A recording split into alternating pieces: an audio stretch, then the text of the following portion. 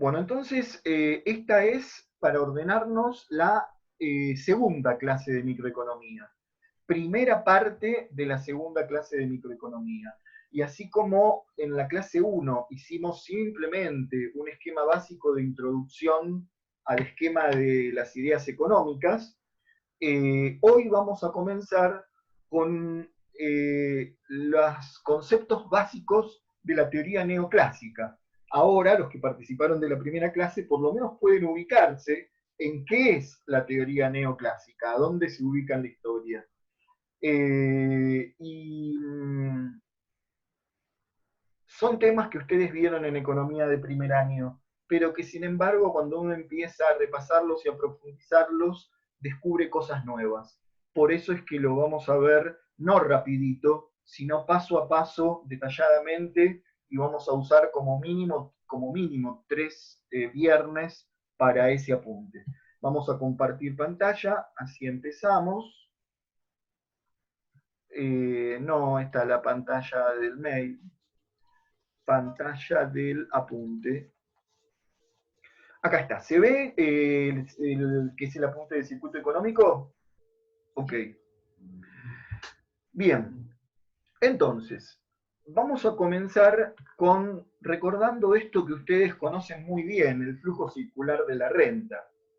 Este es un circuito económico simplificado, cerrado, porque contiene solamente las dos unidades o agentes económicos principales para la microeconomía, que son las unidades de consumo y las unidades de consumo, familias o economías domésticas, y las unidades de producción, empresas.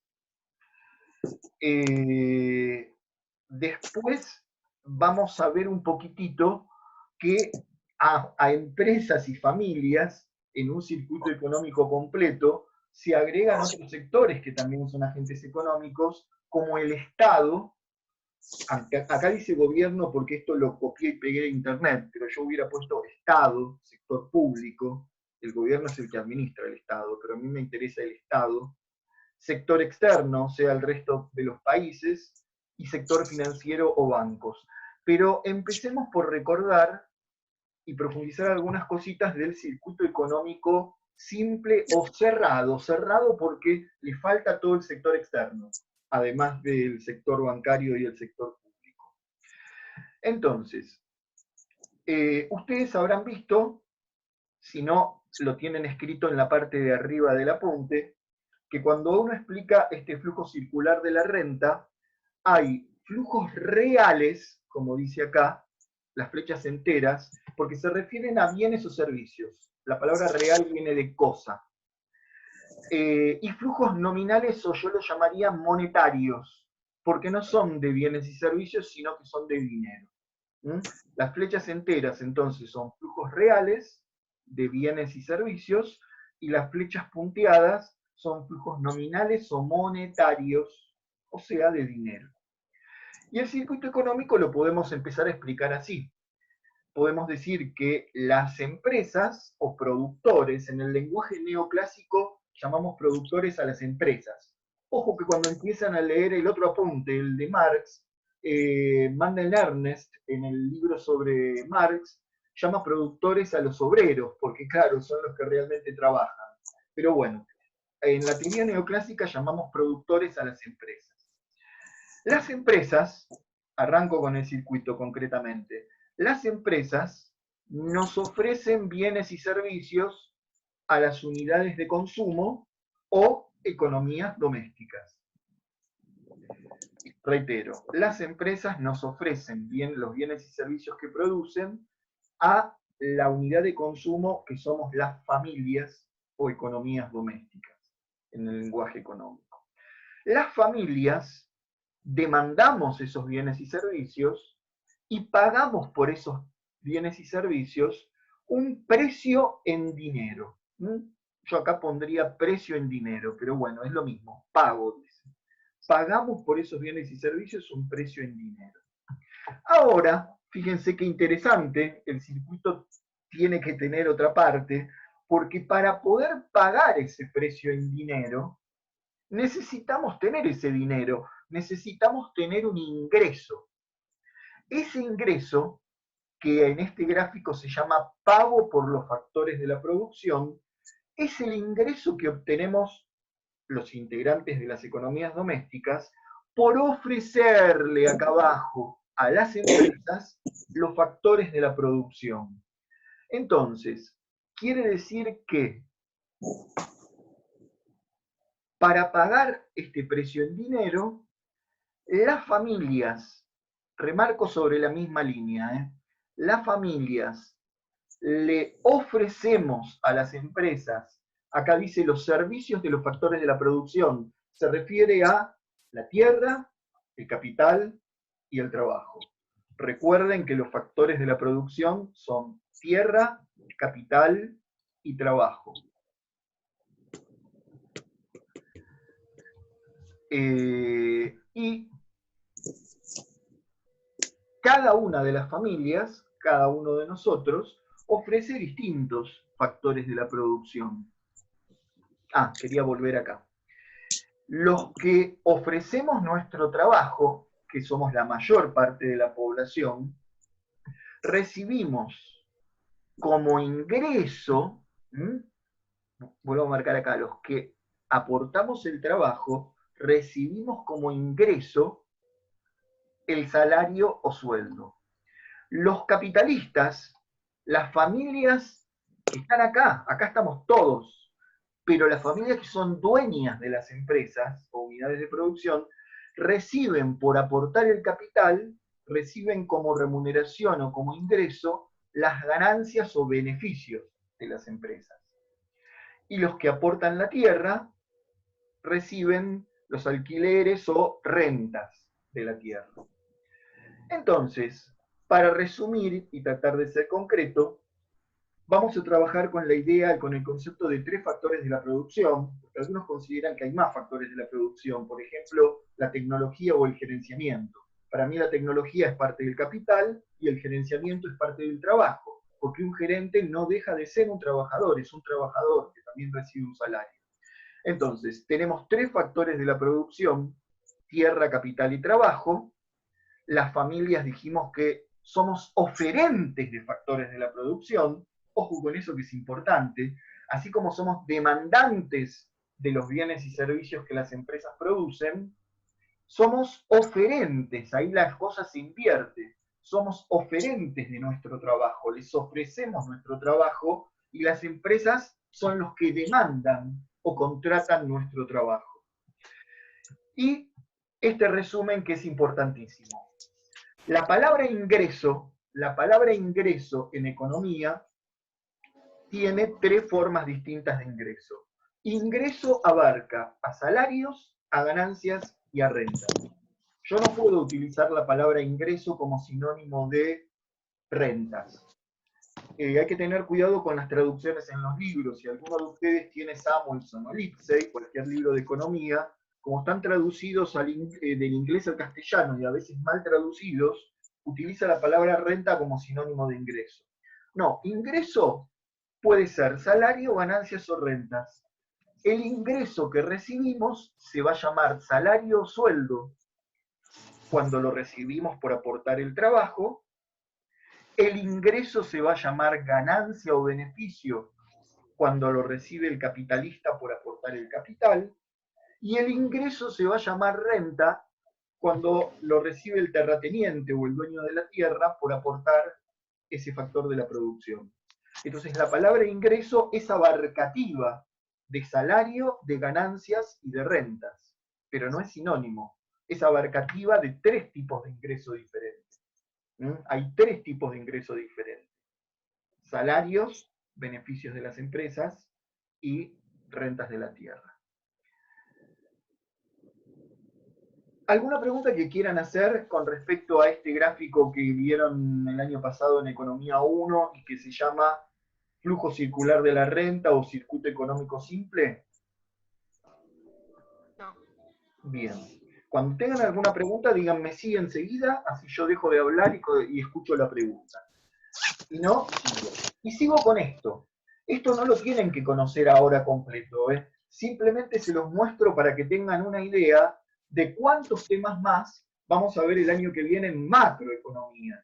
Porque en microeconomía, chicos, en la teoría neoclásica de la microeconomía, nosotros tenemos que profundizar con una lupa adentro de la oferta de bienes y servicios y adentro de la demanda de bienes y servicios. O sea que vamos a trabajar casi todo el año con este circuito económico simple.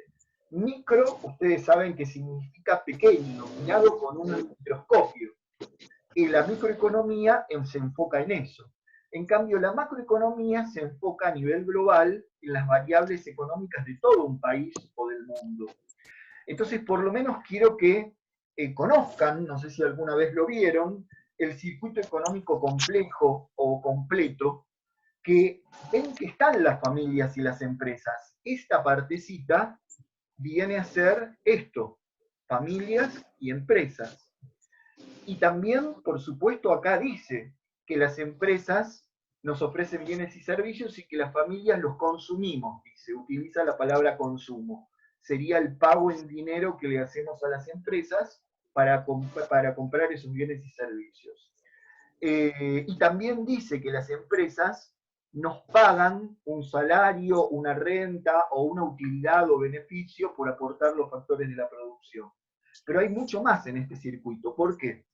Porque está el Estado recauda impuestos de las familias y de las empresas, estoy tratando de marcarlo, el Estado recauda impuestos y con esos impuestos el Estado hace el gasto público.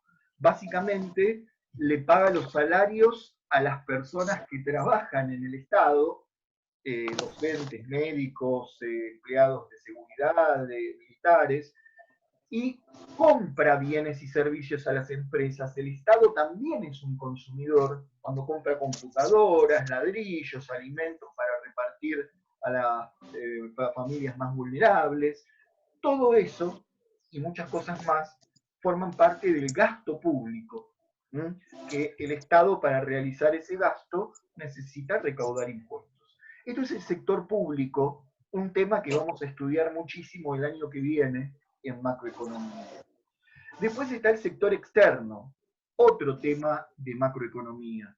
Las empresas no solo nos venden a las familias que estamos dentro del país, sino que también realizan exportaciones. El sector externo le compra, el sector externo son países, empresas de otros países del mundo que nos compran a empresas de producción nacional. Y también las empresas compran a empresas de otros países del mundo, y ustedes saben que comprar a otro país del mundo, esa operación de comercio exterior se llama importación. Y habíamos visto que la diferencia de exportación menos importación de bienes es importante porque se llama balanza comercial, y habíamos visto incluso la importancia que tenía una balanza comercial positiva o superavitaria para los mercantilistas, que creían, estaban convencidos, que los países tienen que exportar más de lo que importa para acumular reservas. Por último, y luego abro el espacio para que me hagan alguna pregunta, en este circuito completo está el sector financiero, acá dice bancos. Hay un montón de flechitas, pero yo mostraría dos. Las familias, lo que les sobra de su ingreso, y no todas las familias les sobra parte de su ingreso, pero las familias que tienen un ingreso suficiente para que les sobre algo, ahorran. ¿Qué es el ahorro? La parte de nuestro ingreso que no consumimos. Las familias que tienen ahorros tienen la posibilidad de ahorrar, por ejemplo, depositando en un banco, o ahorrar comprando dólares, o ahorrar depositando, los más ricos, en cuentas en el exterior, lo cual no es bueno para nuestro país. Pero todo eso es ahorro.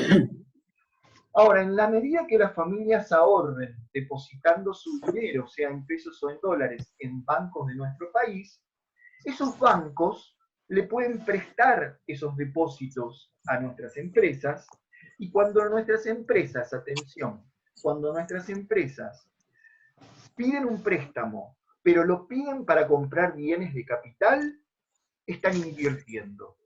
Entonces, hay dos palabritas que sí las vamos a usar este año y que quiero aclarar. Son la palabrita ahorro y el concepto de inversión. En realidad esta flecha no debería decir inversión. Los bancos prestan a las empresas y las empresas invierten cuando compran bienes de capital. Recuerdan que un bien de capital, a diferencia de un bien de consumo, un bien de capital es aquel que sirve para producir otros bienes. La harina es un bien de consumo, el pan es un bien de consumo. Un auto puede ser un bien de consumo si lo usamos para uso personal, o puede ser un bien de capital si lo usa un remisero o un taxista, porque está con eso produciendo un servicio. Un típico bien de capital es un tractor, una maquinaria. Los bienes de capital son aquellos que sirven para producir otros bienes. Entonces, ¿qué es el ahorro en economía? Es la parte del ingreso que no consumimos. Y ese ahorro se va a transformar en inversión en la medida que alguien, un empresario, lo destine a la compra de bienes de capital. ¿Se entiende esto o no? Sí, sí. Doy un último ejemplo. Cuando nosotros decimos, a gente dice, voy a invertir en mis vacaciones, la palabra es incorrecta.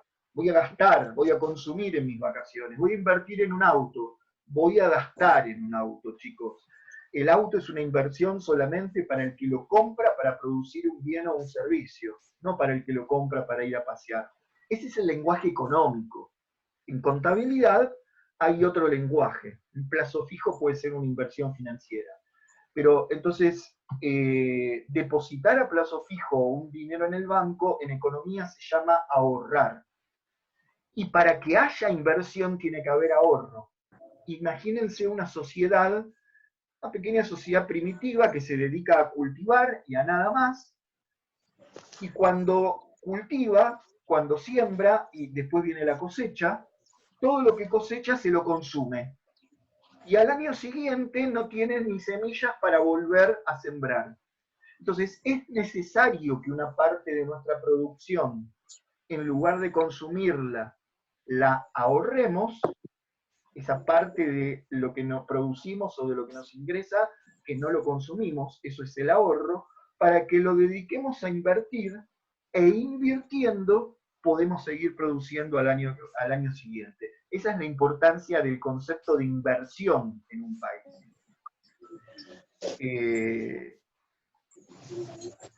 Dejamos el circuito, si no hay ninguna pregunta, y vamos a pasar al concepto de oferta y demanda que ustedes también vieron. Vimos que las empresas o productores constituyen la oferta de bienes y servicios, mientras que las unidades de consumo o economías domésticas constituimos la demanda de bienes y servicios. Ahora, en la teoría neoclásica, chicos, en la teoría neoclásica, resulta que no se puede definir demanda de cualquier manera. Uno podría decir en lenguaje coloquial que la demanda, qué sé yo, una vez una alumna me respondió que la demanda somos los que queremos comprar y la oferta son los que quieren vender. Y sí, tiene razón, pero eso es el lenguaje coloquial.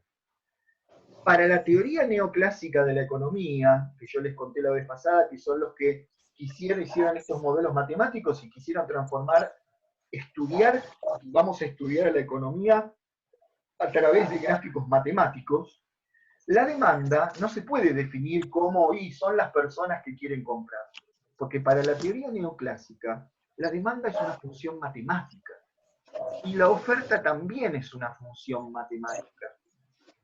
Entonces, si es una función matemática, tiene como toda función matemática dos ejes.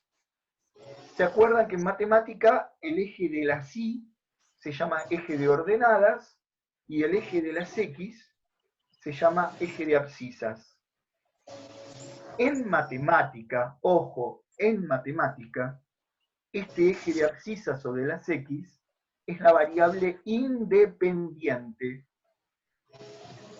Y el eje de la sí o eje de ordenadas en matemática es la variable dependiente. ¿Por qué?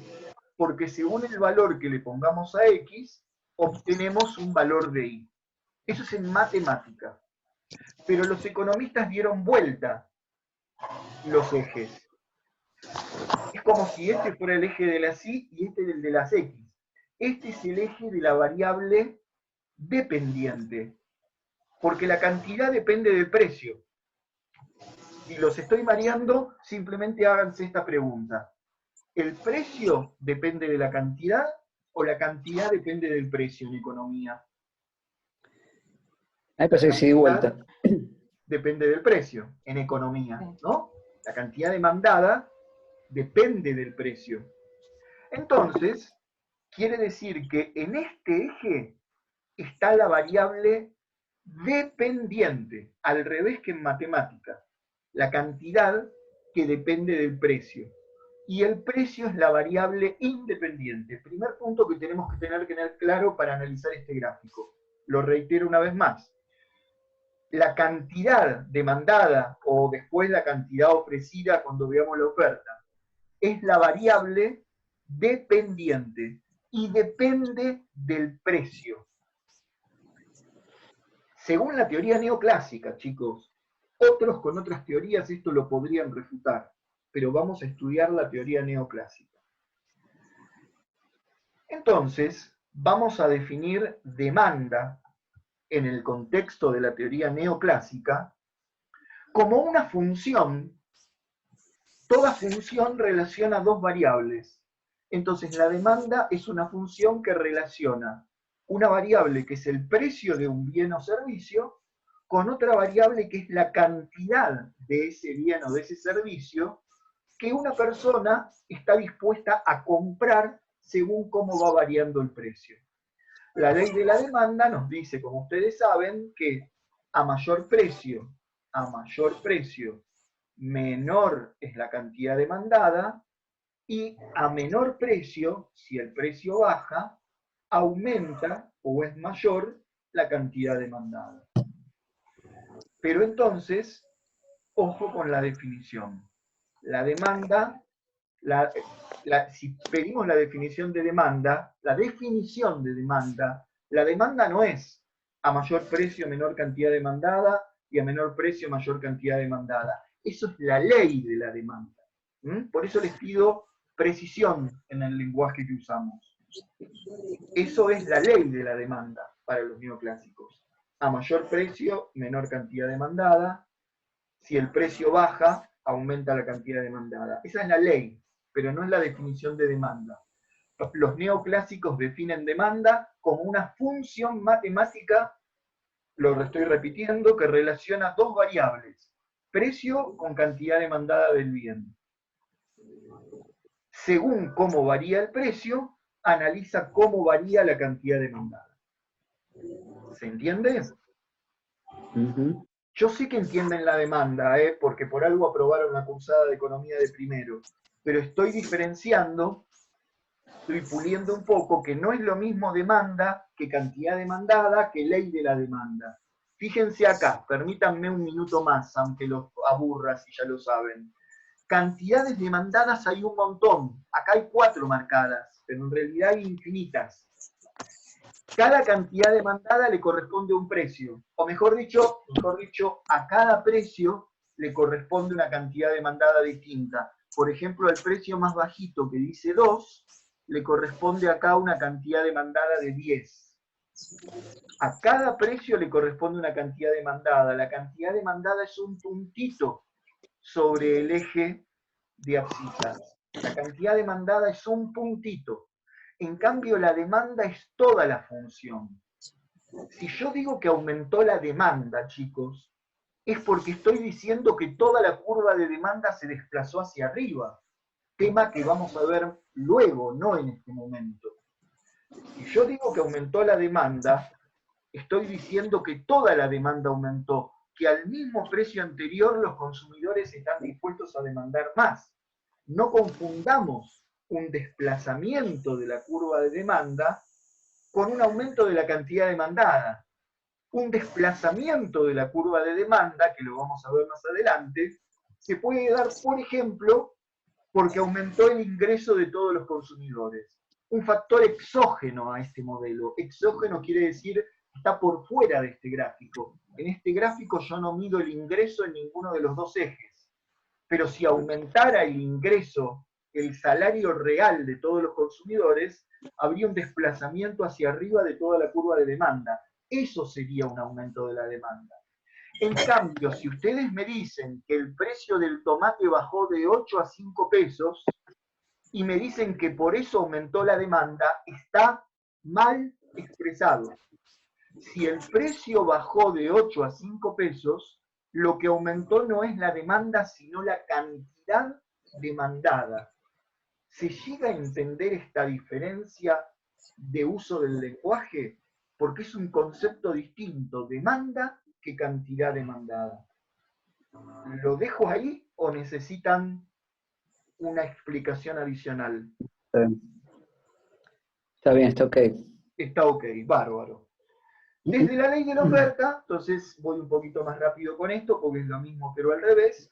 La oferta es una función matemática que también relaciona dos variables, precio con cantidad ofrecida. Relaciona el precio de un bien o servicio con la cantidad de ese bien o servicio que alguien está dispuesto a ofrecer, a vender en el mercado a determinado precio. La ley sí me dice, la ley, que no es la definición de oferta, me dice que si el precio es más bajo, la cantidad ofrecida es menor, y si el precio es más alto, la cantidad ofrecida es mayor. Y la cantidad ofrecida es mayor porque va a haber más personas o más productores que están dispuestos a fabricar y producir ese bien porque les da más ganancia. Entonces, si el precio aumenta de P1 a P2, la cantidad ofrecida, remarco, aumenta de Q1 a Q2. No es la oferta lo que aumentó, igual que como vimos recién con la demanda. Lo que aumentó es la cantidad ofrecida, porque la cantidad ofrecida depende del precio. Si decimos que aumenta la oferta, se va a tratar de un desplazamiento de la curva de oferta, y eso lo vamos a ver un poquito más adelante. Profe. Sí. Sí, eso es sostenido mediante el principio ceteris paribus, ¿no? Correcto, correcto. Ceteris paribus significa que se mantiene esa curva de oferta o esa curva de demanda que vimos antes, en tanto no se alteren ninguno de los factores exógenos al precio que determinan la demanda y la oferta. Hay factores exógenos al precio, o sea que exógenos quiere decir por fuera del precio, como puede ser... Como lo que usted dijo del ingreso. Ahí está, Zulma. Como el ingreso del consumidor o el precio de los bienes sustitutivos, otros factores. En el caso de la oferta, otros factores, los costos de producción, son factores que están por fuera de ese gráfico, que son exógenos al precio, y que pueden hacer que cambie toda la curva de oferta. Por ejemplo, ustedes recordarán que si a los productores les disminuye el costo de producción, podrían estar dispuestos al mismo precio anterior a producir más. Ese cambio en los costos de producción va a producir, sí, un desplazamiento de toda la oferta, no de una sola cantidad ofrecida. En cambio, las variaciones del precio producen solo movimientos a lo largo de la misma curva, y esos son cambios en la cantidad ofrecida, no en la curva de oferta. ¿Alguna otra pregunta? En base a esto, ustedes vieron el tema del equilibrio de mercado. Para los neoclásicos, el mercado es el lugar donde se encuentra la oferta y la demanda, y como la demanda tiene pendiente negativa, me había olvidado de recordarles eso, que ustedes también lo saben, la demanda tiene pendiente negativa porque justamente la relación entre las variables es inversa. A mayor precio, menor cantidad demandada, y a menor precio, mayor cantidad demandada. Eso me da que si hiciera la función en números, que no la vamos a hacer, me da la demanda con pendiente negativa y la oferta con pendiente positiva. como tienen pendientes contrarias, se cruzan en un punto, y ese punto es el que, según la mano invisible del mercado, sin que nadie manipule el mercado, único punto donde los oferentes y demandantes se ponen de acuerdo, se llamaría punto de equilibrio, y me determina un precio de equilibrio o precio de mercado. Ese es el nombre que puede recibir este precio. Es el único precio en el cual oferentes y demandantes están de acuerdo en la cantidad. Si el precio fuera más alto, habría mayor cantidad ofrecida, porque le conviene a los oferentes, y menor cantidad demandada, y menor cantidad demandada, porque ese precio tan alto no le conviene a los demandantes, si el precio fuera más alto. A este precio hay acuerdo. La cantidad demandada y ofrecida coinciden en este puntito.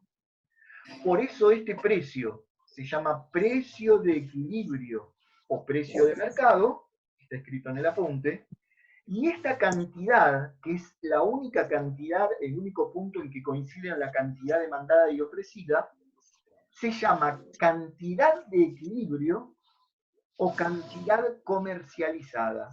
La dejamos de llamar cantidad ofrecida y demandada porque en ese punto de equilibrio, al coincidir, tenemos, repito, la cantidad de equilibrio o cantidad comercializada. Fíjense que está todo escrito en el apunte. ¿Alguna pregunta hasta ahí? Vamos a ver en la próxima parte, porque ya se corta, que esto es un razonamiento matemático perfectamente válido para un mercado de competencia perfecta, pero no explica la realidad de lo que sucede en la economía cuando los mercados no son de competencia perfecta. Por eso enseñémosle a nuestros alumnos en secundario todos estos gráficos de oferta y demanda, pero enseñémosle también cómo funcionan los mercados, que es el tema que vamos a repasar dentro de 20 minutos, ¿sí? Nos vemos con la próxima clase, con el próximo código de ID, cuando sea el horario dentro de 20 minutos. Muy bien.